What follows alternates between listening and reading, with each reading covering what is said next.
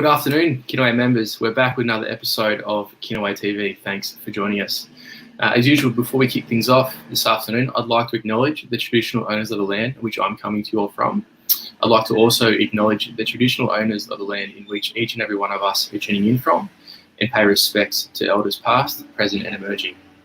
I'd like to also extend those respects to Indigenous people who are joining us this afternoon. Introducing the Indigenous Global Growth Program. Trade Routes is a global growth, capacity building and activation program funded by DJPR, co-designed with the Indigenous business community and delivered in collaboration with RMIT Activator. The program aims to accelerate cultural, social and economic prosperity for Indigenous Australians and the wider community, both nationally and internationally. This afternoon, we have Margaret Ledwith moderating today's discussion as we host panellists from various disciplines as they share distinct insights into the value of assessing your business's export ability, identifying and prioritising global growth opportunities, developing and personalising growth plans, and business model innovation and activation planning. Members from today's discussion will also be providing an introduction to the program as it aims to ignite a community of empowered, high-growth Indigenous enterprises that accelerates cultural, social and economic prosperity for Indigenous Australians and the wider community. Importantly, in designing this program, RMIT will draw heavily on the Indigenous community's expertise through a co-design process, supporting Indigenous participants' right to self-determination and establishing a scale-up program that is well-designed and culturally aligned, supported by the community, transfers know-how and capability into the community, and builds value over the long term. For those tuning in, please feel free to post any questions or comments on the Kinaway Facebook or YouTube channels, as we will be answering any questions we may receive throughout this afternoon's discussion. We hope you enjoy today's webinar, and as always, don't forget to leave a like, comment, subscribe, and turn on the notifications. I'd like to welcome Margaret to provide more on the story and context of the program before we get things underway as she moderates today's webinar. Thank you, James, for that introduction. I'm really excited to be part of this program and to be moderating today. We've already started our discussions backstage as a panel, and I can tell you I think it's going to be a fascinating hour. Before I kick off or speak any more to me or the program, I would like to begin this session by personally acknowledging and paying my respects to the traditional owners, the Yorta Yorta, on whose unceded lands I sit and speak with you here today in Northeast Victoria in Benalla. I respectfully acknowledge their ancestors and elders past, present and emerging. On behalf of the broader RMIT University, I'd also like to acknowledge the people of the Woiwurrung and the Boonwurrung language groups of the Eastern Kulin Nations, on whose unceded lands we conduct the business of the university, and acknowledge the traditional owners of country throughout Australia and their continuing connection to land, sea and community. We pay our respects to them and their cultures and to their elders past, present and emerging. Always was, always will be. So, yes, my name is Margaret. I work with RMIT Activator, and Activator is really the entrepreneurial and innovative hub of RMIT University. We as a university have two real pillars as we look out into the future. One is reconciliation, and this program and this project and this collaboration is a critical element of that as we move forward into 2021 and beyond. Another pillar is empowerment and enablement, and working with people and businesses across Victoria to help them build, design and access opportunities, and to create, I guess, an equitable and sustainable future for everybody. That's the history of RMIT as a university, and we'd like to preserve that going forward. This project, I guess I've been involved with it for about 5 or 6 months now, and been heavily involved in the co-design. And when I say co-design, we really mean this.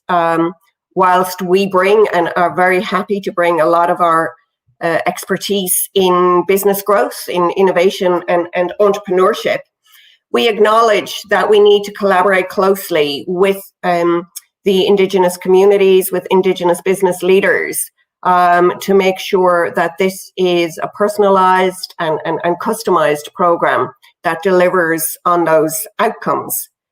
I guess for me, the first question was, what does growth mean to an Indigenous business? What might that look like? What might be some of the challenges, some of the opportunities that are unique to that community and to that culture that we need to consider? And because of that, we decided we needed to convene or build a steering committee that would help us understand that. And I'm really pleased to be able to introduce 3 members of that steering committee who sit on today's panel.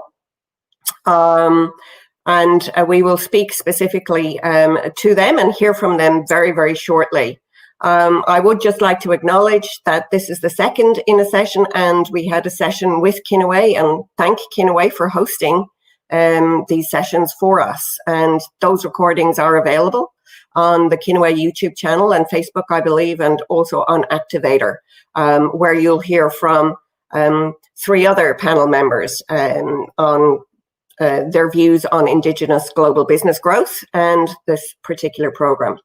So enough from me. I'd really like to introduce our 3 speakers to you. We're very, very lucky to hear from them, and they will share generously of their time and expertise with us. First off, we have, sorry, I'm struggling to see the screen here, so let me just bring these up myself. We have Liz Little, Manager of Women's Business Sector Development at Kinaway Chamber of Commerce.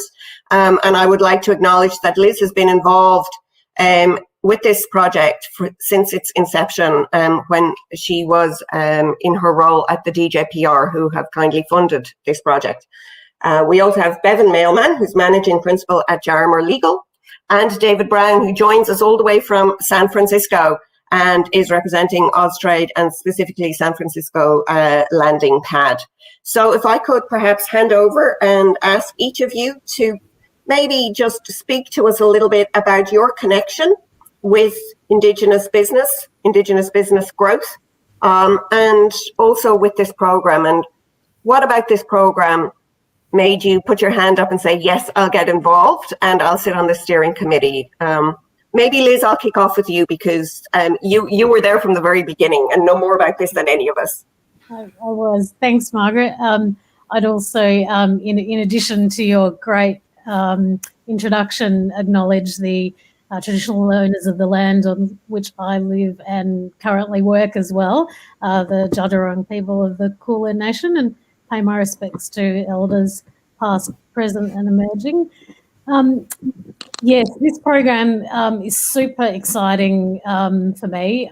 I've had some dealings in the past through my previous role in the Department of Jobs, Precincts and Regions, working as a manager of the Victorian Aboriginal Business Strategy implementation. And part of that role was to look at potential growth programs. And it was as loose as that, but basically in thinking about growth programs, we were looking at there's a whole lot of work obviously being done in procurement and for some time, but felt that the missing part of the puzzle for Indigenous business was growth opportunities through export. And obviously there's, other growth opportunities, but you obviously have to have scale to grow, and that is primarily through procurement or export.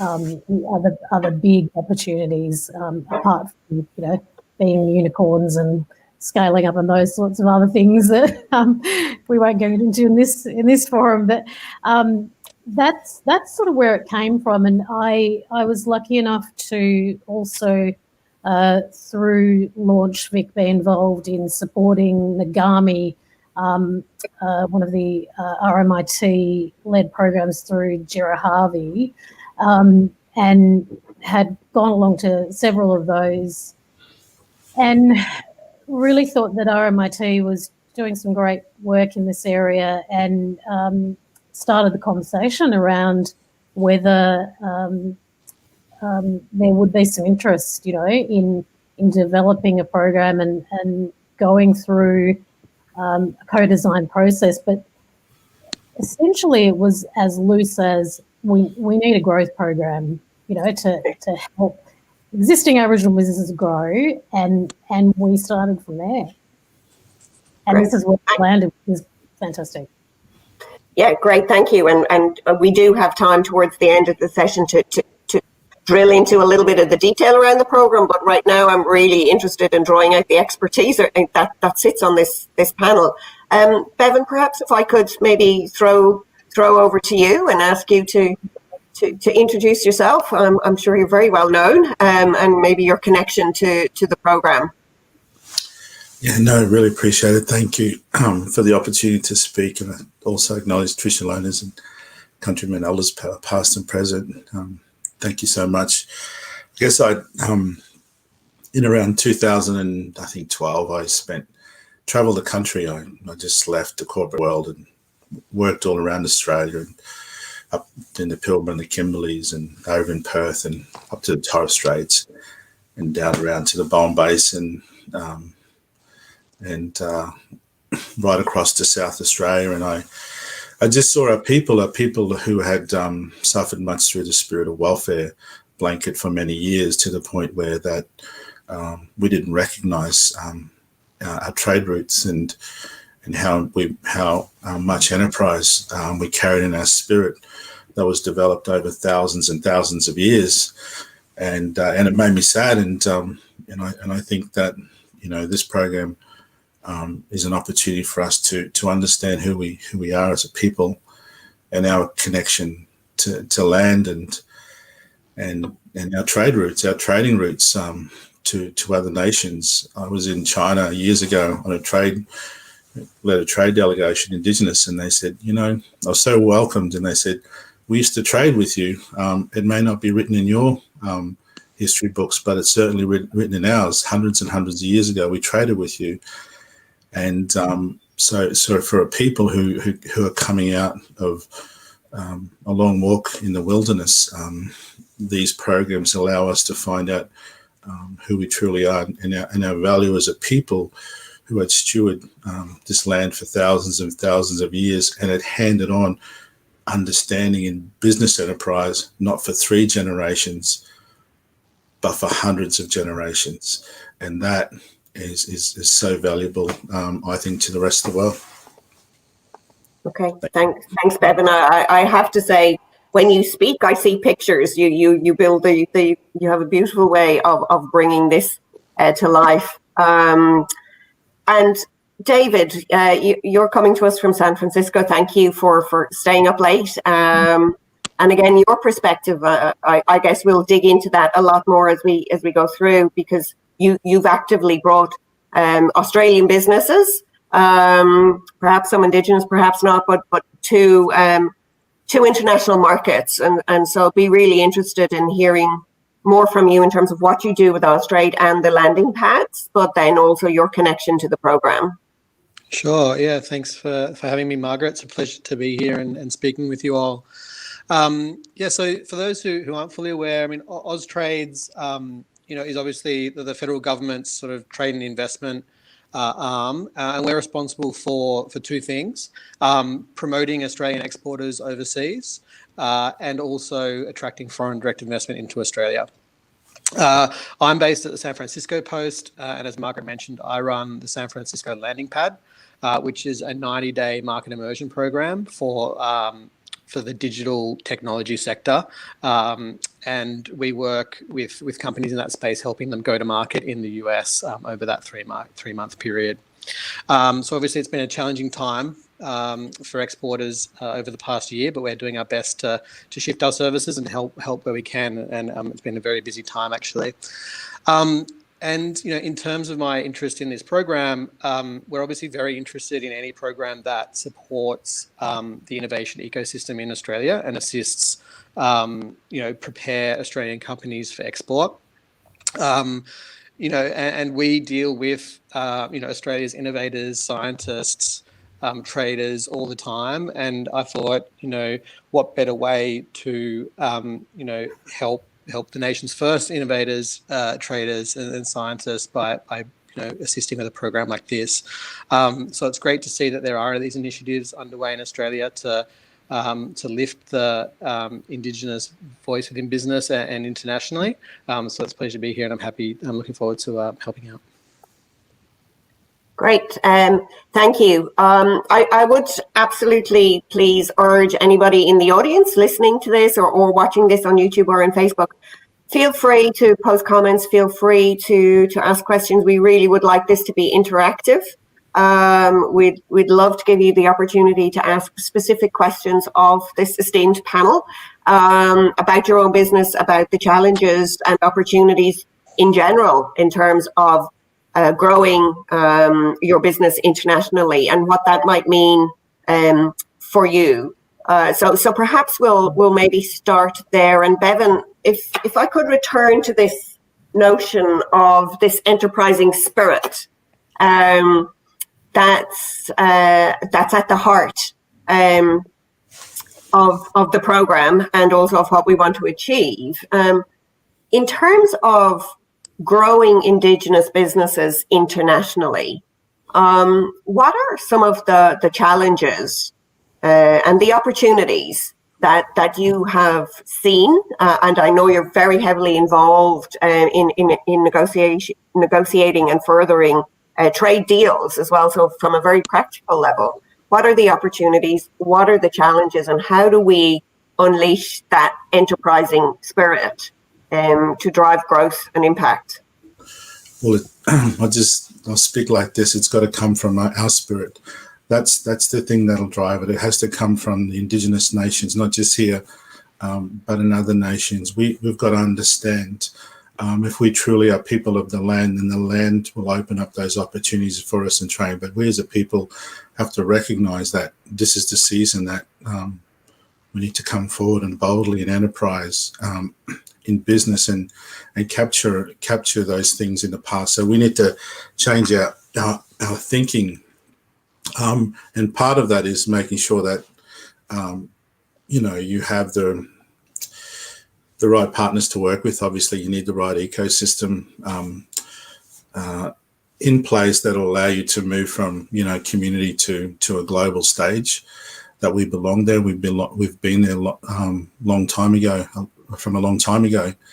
And, I remember, and one of the challenges is finding those people who understand our people and understand that our KPIs are built on, centered on sustainability, on our communities prospering, not just businesses, and that the land is we steward our land, and that's cared for in enterprise. Those are, for many of us, that's our KPI. And when I invited trade partners to work in some of the islands, they were keen to sail their ships in and bring a whole team in to take everything. But if you talk to the traditional owners, they said, we don't want that. We want our people to, our children and our children's children to be able to see all those things in the sea and things like that. So I think one of the challenges is finding that cultural alignment between our people and other people. But you see that in the IPP as well. You see good joint ventures and problematic joint ventures because the dollar's not the most important thing, not even the top thing. The opportunities, well, I was talking to a sister over there in Flinders Ranges today. She said we've cured some of those diseases that they're talking about now. We've got the cure, but we don't know how to take that to the world. We know that large pharmaceutical companies have benefited from Indigenous plants in Australia, and I think you have an untapped resource of Indigenous peoples and knowledges that is so beneficial to the world. So I think that's the real opportunity, our understanding of the land and stewardship, bush tucker and bush medicines, and having that taken to the world stage. Okay, fantastic. Thank you. I guess maybe what I'm hearing there is that there's a really unique cultural value proposition that needs to be built around the products and services. And that probably is both an opportunity and a challenge in and of itself. And maybe Liz, I know we were just starting to talk about that backstage, and I'd love if you could share some of your thoughts, because I think they were really valid on how do you build those cultural value propositions. How do you take those into a market that may not value it the same way? And how do you start to think about protecting that? So that's a big, chunky question for you there. Good question. I was commenting before about that there's a bit of a balance in terms of being when you're exporting steadfast to your product or service or what you're offering as it exists now, whether that embodies a cultural offering or not, and being understanding of the culture that the market that you go into, because obviously we've seen things where something is embedded in your own culture but can be offensive in another culture. So it's but one thing that Aboriginal and Torres Strait Islander people are really good at is being respectful about other people's cultures and understanding other people's cultures. So I think we've got a really good opportunity and a competitive edge in that area in terms of making sure that we do the homework and the due diligence to work out which markets are for what we want to do, and whether we tailor products to those markets or whether our products actually fit perfectly already. I think those are the sort of investigations that this program can really draw out before people get involved into exporting into markets. And I know, Aboriginal businesses are doing it already through e-commerce platforms and trading and picking up, random, sales through their e-commerce platforms, maybe particularly to English-speaking customers already. But there are so many other opportunities. And that's the thing of, doing that due diligence around, I was talking before about, we may love buying and be attracted to red, yellow and black products, but in another market, they would be like, the worst thing that you could do. I mean, apparently I've read that purple products in Italy just don't work. You do not do purple in Italy. And, there's all these crazy, cultural idiosyncrasies, but I think that we're good at understanding and being respectful of those. Yeah, no, that's great. And I can safely say there have been a few spectacular tanks for Irish products in other markets using Gaelic, but there's one particular product, it's called Irish Mist. And I spent a lot of time living in Germany, and it's a liqueur, and it's green and it's beautiful. But unfortunately in German, it translates as something related to a toilet. So it didn't go too well. So yeah, absolutely. And that's certainly something that we've baked into the program heavily in the early stages. So thank you. David, I'm really keen to hear your views, because you have so much experience, and we've talked about this a number of times, of getting that what we call product market fit right, and how it can be right in one market and not in another. And so really keen, and also you speak very passionately to supporting minority businesses, and would love to hear your insights into the particular challenges, but then also opportunities. And given the digital technology context as well, I think that's a whole other layer. where there's both opportunity and challenge for Indigenous business. So over to you. Yeah, sure. Thanks. And I'll just it's great to sort of hear Liz speak about that, because, these aren't specific challenges for any sort of one type of business. Like understanding local buyer behavior is something that we hammer into every company we're dealing with, and it's super key for that product market fit point that you mentioned, Margaret. And the obvious fact is that product market fit is kind of like a mathematical equation. You've got your product and your market, and if you change your market, then chances are your product is going to have to change as well to get that same fit. So that's sort of key. And the main challenge for any Australian business or any foreign business going into a new market is just being prepared for that, and planning and being intentional and doing as much work as you can in your home market to prepare for that, because there is an opportunity cost for going global, and you need to be prepared for that. And what we don't want happening is any attempted launch internationally to sort of start cannibalizing what success you might be able to achieve domestically by taking sort of your foot off the accelerator there. And sort of on the opportunities front, I think what we sort of see day in, day out is that Australian products and services are in demand globally. Like, they're very well respected, very well regarded by pretty much every nation on Earth, right? So we are received very well in international trade, and that's what makes part of our job so rewarding, is that we get to be on the front lines of that. And so we have that in our corner, right? Being an Australian is actually a bit of a competitive advantage in most parts of the world, especially in America. So that's an opportunity there. And sort of, I guess, a specific challenge that I see, and touching on the unrepresented founders point you mentioned, minority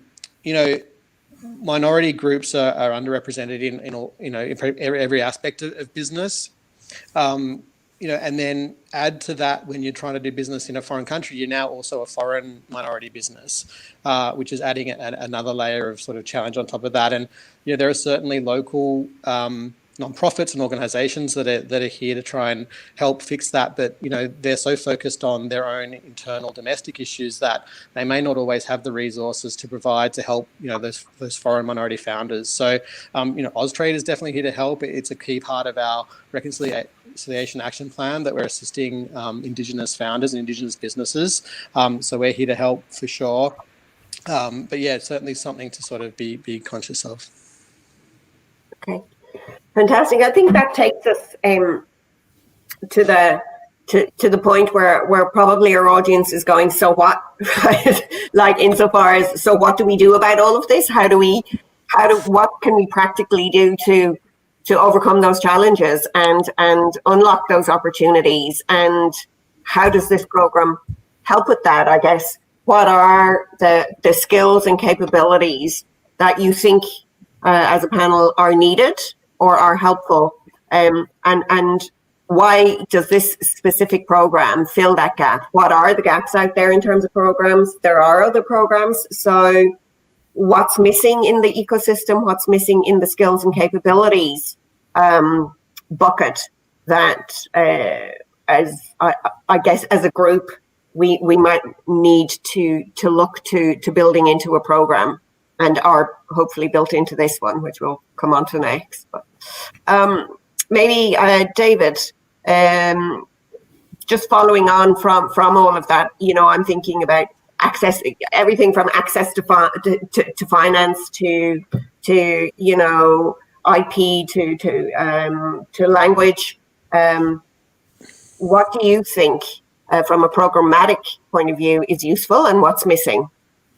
So generally, I think, just across the board, it's a bit of, export preparedness is kind of the phrase that we throw around, and it's really setting yourself up for success, both domestically first and internationally second. And they are very different things because of all the items you just mentioned. And the ability to identify the right markets and the time at which to go after those markets is not an easy thing to do, and it's different for every kind of business. So it's kind of hard to teach it, right? You've got to get in there in the weeds and test this stuff out and use expertise from people who've trodden the path before and have lessons to provide. And I see that there's a great explosion in Australia at the moment in these types of programs, which is fantastic because, compared to Silicon Valley, for example, not just Australia, but almost every part of the world is kind of 20 years behind the sort of innovation and the ecosystem that exists here for entrepreneurs and startups. So, I think it's great to see these programs sort of plugging that gap, and anything that can be done to kind of assist choosing those markets that suit your product at the right time, is key. Okay, cool, fantastic. Anybody like to jump in on that? I guess from that, I immediately go to Liz and Bevan. When it comes to export preparedness, and Liz, you did speak to this earlier, but perhaps we could ask again. What's missing? Where do you think the Indigenous business community is at? And what do we need to do to move them forward on that? I think some of the things are product development, looking at the suitability and preparedness of the product, whether it's a service or a good, into markets and export, the scale. The capacity to produce things at scale, and for the right profit margin to make it all worthwhile, and be able to employ people and do all of those things that you will need to do for exporting. But also thinking about the journey to export in terms of there are many ways to do it, and I think that it doesn't mean that you necessarily have to ship shipping containers full of products for $90,000 a shipment or whatever. You can do it through things like cross-border e-commerce, which people are doing at the moment, but be a lot more strategic about it. You can think about accessing, and COVID-19 has put a little bit of a dampener on that, but accessing internationals that come into Australia, accessing, things like Daigous, who are Chinese shoppers in Australia for the Chinese market. Mm-hmm. So there are lots of ways to cut the cookie in terms of starting off. And I think they're all possibilities. But I think in terms of the program, one of the things that we were really looking for was an innovative approach to doing these sorts of programs. And I think, as in that co-design part of the program, anything was on the table really in terms of how people learn, how much time they have, when do they want to do that, and who they can access and talk to, I think. Okay, great, thanks. And we'll go into that shortly in a little bit of detail. Bevan, you spoke beautifully about your travels and seeing where people were at and the enterprising spirit. And so for you, as you have great experience, not just nationally, but also internationally with First Nations businesses, where do you see the gaps? What programs do you see, and what are they missing? Yeah. What's not moving the dial? Yeah, I think. Thanks, Margaret. I think, can I just say that I thought about this question before, and in Australia, the reason that there was such growth was because of the Indigenous procurement policy. There was buy-in, Commonwealth level, state level, local level. You're going to get the growth that you need at international level if you have FTAs with Indigenous inclusions in it. That's the IP, but that's how I see it. I'm looking at the market and I see, well, there's the national market. The international market, you need to have the IPP. That's how I see it. I'm sorry, it's easy for a lot of Indigenous businessmen and women to see it like that. When you've got that favour in those documents, FTA with the UK, FTA with the EU, Canada, New Zealand, then I'm certainly definitely looking at the international market then. When you have, as I said before, you need the supply nation entity, don't you? But for global trade, as I said before, you have the wheat bodies. If once that's in place, then that's starting to look more attractive, because I've moved from, say, working in Luma, as I said, or whatever, painting houses. I've jumped over here and I've employed 12 Indigenous peoples. Now I'm jumping over here onto the IPP. I've grown from 600,000 to 64 million in 3 years. Now, and I'm employing many more community members. Now I want to take it to the next stage and roll over into 640 million. For us, and as a legal advisor, we need to build that infrastructure. I know Ignite's doing a great job at that, led by Darren Godwell, to make sure those FTAs have Indigenous conclusions. And who knows, maybe some procurement incentives on the other side of the water as well. That starts to look really attractive for Indigenous businesses. And then from that, as Liz was saying, you need initiatives like the Accelerator Program, RMIT, to start looking at a micro level. I've got a national law firm. I want to take it national. What are the opportunities before me? How can I position structurally? Do I just have a presence, leveraging my global partners office in London or somewhere else, or do I incorporate an entity in that jurisdiction, which means me looking at company laws, tax laws, employment laws?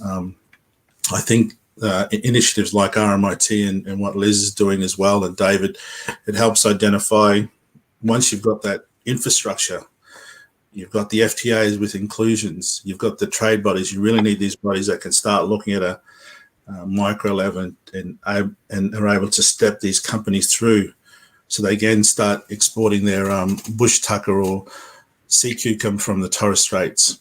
And I think just signalling to the rest of the world that Indigenous Australians are trading again is a wonderful thing. Through our trade mission to China, we had experts come over with 30 years experience in how to carve up sea cucumber in the Torres Straits. Now, and we don't eat sea cucumber, but through that understanding that Indigenous nations were able to trade, they were able to come over and look at this product and start bringing their expertise to take it from just something that's sitting on the seabed to something that's worth 300 up a kilo dried in China. I think also that not only do you need an infrastructure through FTAs and the like, you need nations who get the Indigenous nation. You need to work with nations. I like working with Israel. I think they've had a long walk in the wilderness as well, and have significant growth in the 60, 70 years that they've been that they've established themselves as a nation state. So part of that ecosystem is understanding and working with nations that really aligned with our culture and understand where we come from, but are also just absolutely amazing in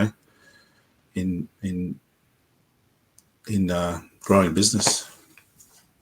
Fantastic, thank you. I guess if I were to summarize, I'm hearing lots of things, but the words that keep going through my head as you speak there is sort of there's a piece of work to be done, and Liz at DJPR and Bevan, you're doing that, setting those kind of macro conditions to be right, to facilitate growth and to create access to those opportunities and overcome some of those barriers. But then at the micro level, there's work to be done to create those collaborations perhaps and build those competencies and capabilities at the individual and business level that move us forward. And I think if we move on to sort of situate all of that within the program that we have all contributed to and continue to co-design, I think that's that's a really important piece for us because it is collaborative.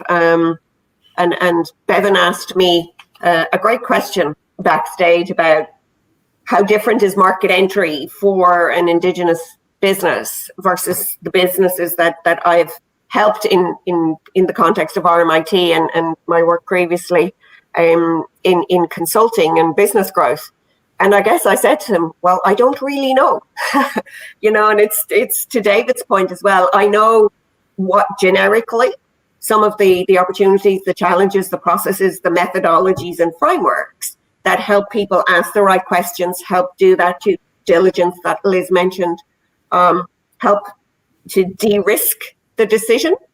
But very much at the beginning of this, we recognized that we don't know how similar or just how different that might be for Indigenous businesses. And therefore, we have Bevan and Liz and David, and we have Sean Andrews, and we have Scott McCartney, all sitting around us to help us figure that out. And we've built a program that we believe will perhaps build some common language and common frameworks that we know work generically and hopefully will work for Indigenous business and create a shared language so that these businesses can also support each other on the journey. But we do also have quite a significant portion of the program that's highly personalised and contextualised. And thanks, Liz, for the great name, Trade Routes. But we really do believe that each of the 20 businesses that will start on this journey will go on their own individual trade route journey. And we will go with them on that because we will all be learning. And I think that's what's really, really exciting for me anyway about this program is that together, and not just the steering committee, but the businesses, we will co-create what this program will look like a year from now. Mm-hmm. And that's a really important outcome. Yeah, and I think that personalization is key, and that's also part of what I think is missing from a lot of programs is that there are a lot of programs that will put you in a cohort, and the cohort aspect is great because you get to learn a lot about different businesses and different founders, and just that group learning aspect is key and a key component. But then it's kind of like, great, you've graduated, good luck, here's a go forth and conquer, and so the personalized aspect is key because you're going to ride that journey with these businesses and really help them through that. And it's not dissimilar to the way that Austrade's starting to work with businesses as well, in terms of continuing that work beyond just sort of setting things up and really working one-on-one with businesses as they go through their journey, because needs change, right? What you think you need going into any market entry or any sort of new venture is going to be different 3, 6, 12 months in once you're learning as you go for everyone. Mm-hmm. Absolutely. Yeah. I think the other thing, and you mentioned this, David, too, was the difficulty of, and one of the things that we are doing is we're building this, but we know that depending on what happens in week 1, what we think will happen in week 3 or 4 or 6, even in the early stage of the program, might need to change. So we're staying very agile and adaptive around that. We really want the cohort to tell us what they need. What's working and what's not working. And the other thing is that you mentioned, it's in the doing of it that the learning is. And of course, that's what I guess RMIT Activator and working with entrepreneurs, that's what we're really good at is that kind of action-based learning by doing, moving to an outcome. It's very much an outcomes focused piece. It's not about sitting in a classroom. It is built by practitioners. So I have been an entrepreneur. I've worked with businesses. I've helped them grow. It's not an academic exercise. Mm-hmm. And I think all of these elements are really, really important. I mean, we will get in, roll up our sleeves and work on methodologies with you. So perhaps, James, you're doing a fantastic job there in the background. If we could maybe just show the participant journey, and we can maybe speak a little bit more specifically to the program itself. I would also ask for the audience to feel free to ask questions, ask for clarifications here. So this is just a really simple overview of what we think the journey will be for the participants. We are in what we call stage one. We're actually at the end of stage one, which was the co-design. And we've been very lucky to co-design with the steering committee, and equally they have gone out and consulted with their own communities and their own stakeholders around this. And I know that's reached far and wide across Victoria, but we also have on our panel Les, who's sitting in Western Australia. I think Scott McCartney from Kinaway is also in Western Australia. So we are consulting far and wide to make sure that we are building something that is, as we said, personalised, but also will move the dial. We're now actively recruiting participants into the program. We're looking for a first cohort of 20. We are focused at the moment on existing businesses. One of the reasons for that is when people ask me what I thought, and when we were speaking with stakeholders, what was missing, one of the bits of feedback came from, and Sean Andrews on Indigicate was very strongly articulated this, that there's quite a bit happening in the startup space for Indigenous businesses right now, and that's fantastic. And then there's also quite a bit happening or emerging in sort of that more traditional business space, so more the MBA, and that has its place as well. But the programs built for existing businesses to scale are missing, and very much, and hands-on programs to help existing businesses scale are missing. And the MBA misses that because it's quite a unique period in a business's lifespan. And that's something that we're trying to capture here. So the way we have designed this at the high level is that we've broken it into, I guess, two phases. So stage two is really taking an entrepreneurial approach to looking at markets. It is a designed program. There is a curriculum. There are a set of methodologies in this stage. It works across 3 months.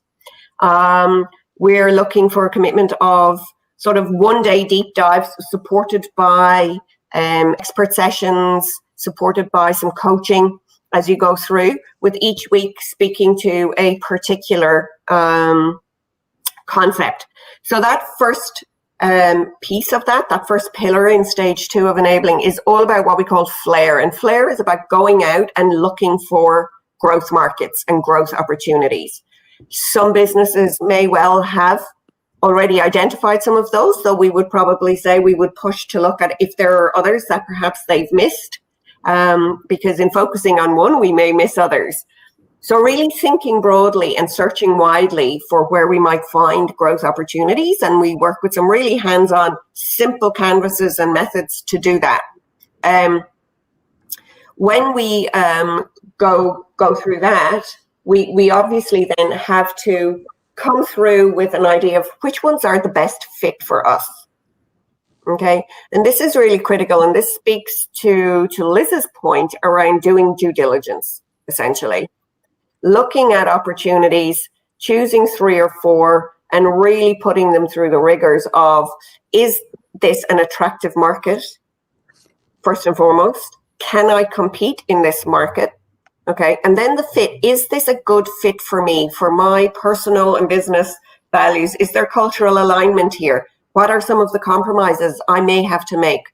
If I'm going into a market through, for example, a distribution channel, have I got a distribution channel that values my business? Do they understand my value proposition? Do they have the integrity I need them to have to take me to market? Okay, so that's about assessing the opportunity fit. And then the last month 3 of that is really looking at where am I going to focus, right? So we might have 2 or 3, And one of the problems we've always found with entrepreneurs is that they come in and they are told to focus to the exclusion of all else. And what this is about saying, yes, but you have to make sure first that you're running in the right direction. Okay. And so really building out what we call an agile focus dartboard, where you've got your one in the middle that's you're going to focus on, but you have a couple of growth or alternative opportunities relatively well developed in the background. Okay. And coming out of that, at that point in time, we would be connecting you with what we would call your steward, your future trade route steward. I love that language that you use there of stewardship, Bevan, or your market activator. And you would then go, as you can see from the visual, you would then activate that in a very, very, very personalized way. For some, we may connect you to David because San Francisco and the American market may be where you want and need to go and where your opportunity is. For others, it may be more tapping Bevan on the shoulder and saying, in the IPP and these trade agreements, there may be a market. Have you got contacts? How can we help you access that market? Okay. It will be slightly different for everybody. When the first 3 months is about helping you identify that and articulate that trade route so that we can, in a really, really practical way, make it happen and work alongside you to make it happen for you. So I think we have 5 to 7 minutes left before closing for comments, questions. I'll reference the chat here so you can get a direct link for applications on the RMIT Activator site and, of course, on the Kinaway Chamber of Commerce. So I'll throw to the panel and to the audience for comments or questions or further clarification.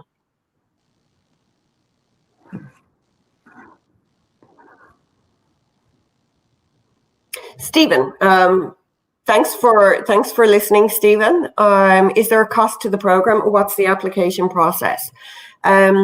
Stephen, the program is fully subsidized by the DJPR, and we thank them for that. And you can thank Liz for that. It was on her watch whilst she was there. The application process is a simple form that you fill out, and as I said, you can find that at RMIT Activator or at Kinaway, and it's fairly straightforward around understanding your business aspirations, where you are in your growth journey. We want to be very, very transparent and open and broad. At the moment, as I said, however, it's not really for people who are just about to start up. There are other programs for that. This is for existing businesses that are in a space where they can consider and really activate export growth.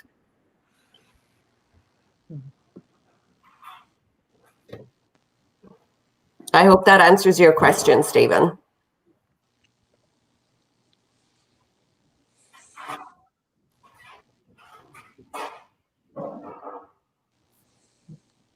Waiting for some more. I'm waiting for some more. Yes, I am. I'm looking here in the comments. I don't quite know who's in the audience, so unfortunately, I'm not able to sort of pick someone's name out and ask them. I think they're coming through from James, aren't they? Okay, I think so.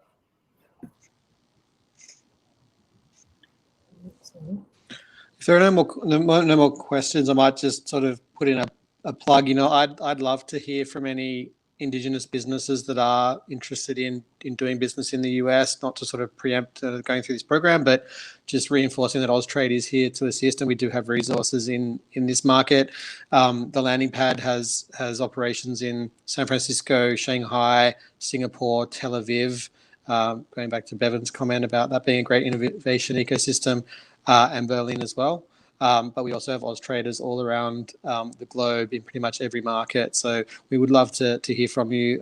Austrade has a a call center hotline that's actually very useful. That's 13 28 78 and can direct you to sort of the whole of government response to where you might be able to get the best assistance. And there's also plenty of information online about the landing pad and the ability to connect to me through there for any discussion. So yeah, happy to hear from anyone who'd like to have a chat.